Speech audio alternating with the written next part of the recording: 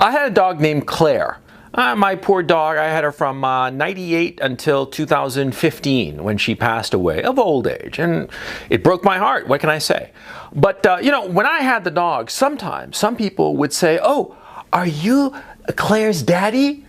And I'd be like, "No, I am not this dog's daddy. I am its owner. It is a dog. I am a human being. No, I did not father this dog. Much as I love her. I mean, I love my fucking dog, yeah? She was a great dog. I loved her. But she was a dog. She was a pet, you know? I'd go to the park with her. I'd throw the ball with her. We'd walk around and stuff. We had a great time together. Sometimes we'd like hang out and cuddle up and watch TV together, but she was the dog, okay? I love my dog, but she was the dog, not my child. But see, a lot of women make this confusion. A lot of women, yeah, they are the mommy of their dog. Now, what the hell you think is happening, huh? I'll give you 3 guesses, but you're only going to need 1. Yeah, the dog is a child substitute, of course, but not always. That's the interesting thing. It's not always that the dog is a child substitute.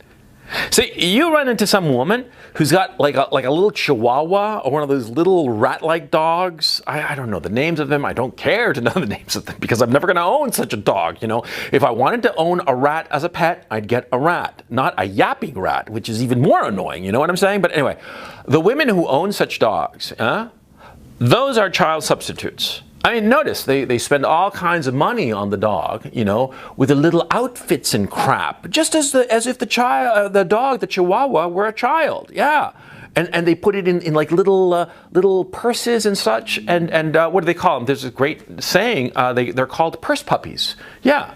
They're child substitutes, and that's pretty obvious. And it's usually extremely selfish women who are just going around riding their cock carousel and having a great old time, right? Before they hit the wall, inevitably, of course. But anyway, they're riding the cock carousel. They don't have time for a kid, you know. I mean, they've got the time for the abortion, but not the kid, right? But so they get the Chihuahua to assuage these maternal instincts that they have, and they walk around in their high heels and all made up, with their hair all perfect, and, you know, with a little purse with a little dog in it, yeah? That's a child substitute. But what about the women with those really big dogs? Oh, yeah, you know what I'm talking about. Notice, women who own dogs, they don't own like the in-between dogs. No, they own either like little Chihuahuas and little rat-like dogs, or they own those really big dogs. Why do you think that is, huh? What do you think is going on there, huh? Huh? It's a weird sex thing. That's it. That's what's going on, okay? She's got this weird relationship that borders on the sexual and perhaps sometimes crosses over into the sexual with the animal. It happens all the time. Now, I personally didn't believe this until the advent of the internet. I mean, the internet, boy oh boy, does it teach you stuff. When I first heard this notion that there were a lot of women who would go into sexual play with their pets, with their dogs. I heard this back in the 90s. I thought, this is a lie. They're just pulling my chain, you know? No way are women like performing fellatio on a dog, for crying out loud. No way are they letting a dog, you know, give them cunnilingus. No possible way. This is not possible. And of course, you know, the internet arrived, and you know, with its arrival, we discovered all kinds of perversions, and what I just described was the least of it. A lot of women. I'm not saying all of them, but a lot of them, certainly a majority of them, who own big dogs, they use the big dog as a man substitute. Yeah, the bigger the better. Because, see, women instinctively like that sense that a man is bigger than them and overpowers them. And, you know, a big dog, a big old St. Bernard or whatever, those dogs can easily tip the scales at 170, 180, 200. No problem at all, you know. Those dogs are big. I mean, you ever seen one? They're huge. So anyway, you know, these women, they get these big dogs, and they might not even realize it. but they want that big dog because they want to be physically overwhelmed. But at the same time, they're able to control the dog because it's a dog, okay? And dogs are very easy to condition to obey you and do exactly what you want it to do from a young age. I mean, if you're consistent in your teaching the dog, right? The dog will do exactly what you want, just one command word and you're set, okay? And so that's what women do. Women, they get these dogs as little puppies and condition them. And so they can control the dog, but at the same time feel being overwhelmed. I mean, it's really perverse if you think about it. I mean, come on, yeah? Like I said, is it all women who have a big dog? No, not all women who have a big dog are having sex with that big dog. But chances are they are. Simple as that, okay? You got to understand the dynamic. Because you see, these women who have these big dogs, they fundamentally are attracted to men, but they're afraid of them. Because men, of course, being sentient human beings, are not easily controlled. I mean, they're controllable, but they're not always controllable. And so women, those women who are attracted to men yet scared of them because of this, well, the big dog is the perfect substitute. The perfect substitute for a man, because the big dog overwhelms her physically, and yet at the same time is easy to control, unlike a man. And notice too, see, the women will get a male dog. I mean, when I was thinking about getting a dog, I was told consistently by a lot of people that I should get a female dog, because female dogs are a lot easier. Because male dogs tend to chew up all your furniture, and they're harder to teach, and all kinds of stuff, because they have more testosterone. That's simplistic, but basically, yeah? And so I was told, get a female dog. A female dog is just going to be a lot easier to train. It's not going to chew up everything, or at least we'll know that only certain toys can be chewed, that kind of thing, okay?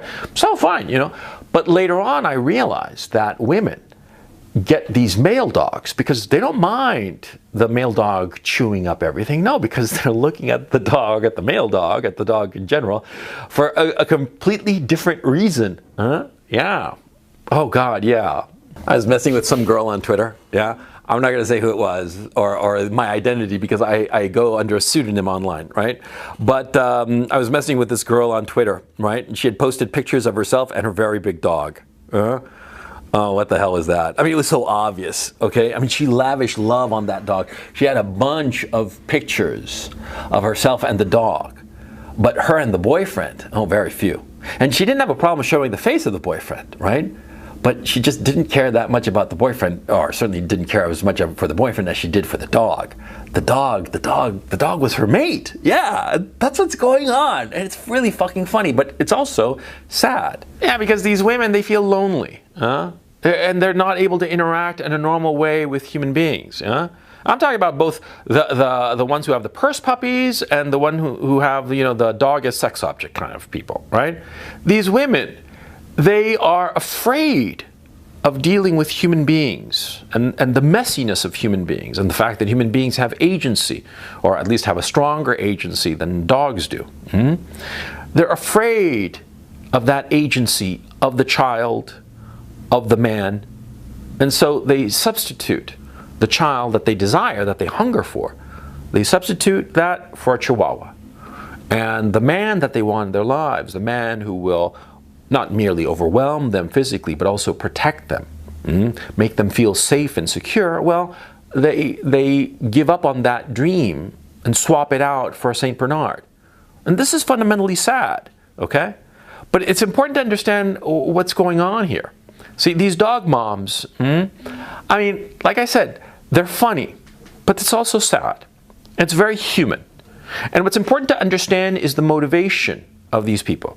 See, they're not bad people or necessarily perverse people. They slip into perversions, I would say. But it's of a human need for company, for other people. I mean, that's the whole reason that I got my dog. Yeah? I was working all the time, and working as a writer, what was I doing? I was just there alone. It's a very lonely occupation. And in fact, it was my literary agent who suggested that I get a dog. Yeah, she in fact went with me to get the dog. Yeah, and with the dog, well, the dog made me feel less lonely, because that was the problem I was having. I felt so unbelievably alone. But with the dog, that ease that sense of loneliness. And 3, 4, 5 times a day. I'd have to go out with her for at least a half hour so she'd do her business and get some air and walk around, and it was good for the dog and also good for me, see? I mean, pets, I'm not against pets. I'm not anti-dog. I'm just saying you should know why somebody has a pet and what they are doing with that pet behind closed doors.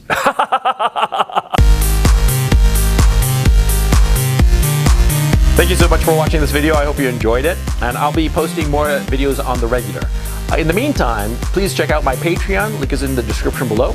There, I have been religious in posting 1 new video every week and 1 weekly webinar every Sunday. It's a call-in show. I take questions and comments and critiques from listeners who are members, of course. So please go check it out. Like I said, link is in the description below. Thanks very much, and I will catch you next time.